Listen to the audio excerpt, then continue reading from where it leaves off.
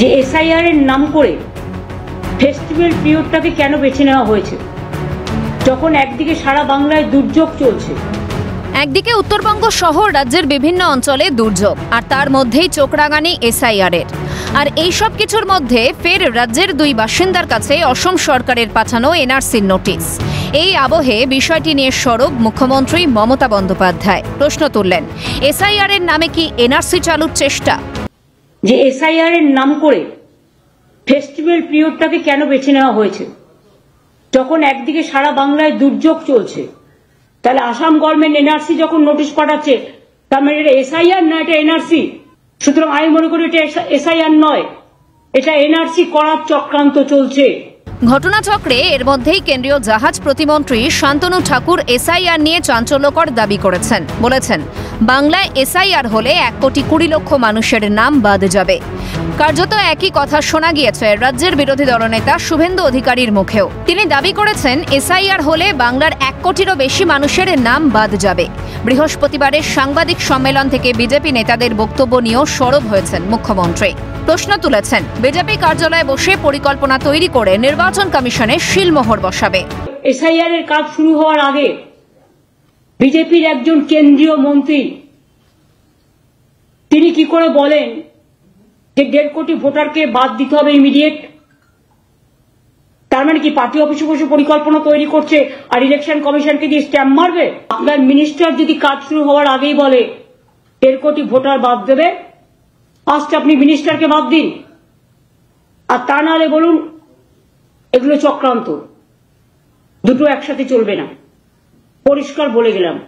এই প্রসঙ্গে বলতে গিয়ে কেন্দ্রীয় স্বরাষ্ট্রমন্ত্রী অমিত শাহকে আক্রমণ শানিয়েছেন মুখ্যমন্ত্রী। ভোটার তালিকা থেকে অনেক নাম বাদ দেওয়ার কথা বলেছেন শাহ। বিজেপি নাম বাদ দেওয়ার কে প্রশ্ন তুলেছেন মুখ্যমন্ত্রী। একজন মির্জাফর আছেন ওখানে দিল্লিতে, এই মির্জাফরদের মৃত্যু জীবনে হয় না। এবং আমি শুনেছি স্বরাষ্ট্রমন্ত্রী নিজে কোনো একটা পার্টির মিটিংয়ে কিছু ইনস্ট্রাকশন দিয়ে গেছেন এবং সেখানে বলেছেন যে অনেক নাম আমরা বাদ দেব। ওনারা বাদ দেবার কে?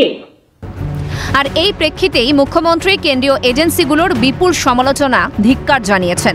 পাশাপাশি সিইও মনোজ আগরওয়ালের ভূমিকা নিয়েও মুখ খুলেছেন মুখ্যমন্ত্রী। বলেছেন, বিভিন্ন অভিযোগে দুর্নীতিগ্রস্ত সিইও অফিসারদের হুমকি দিচ্ছেন।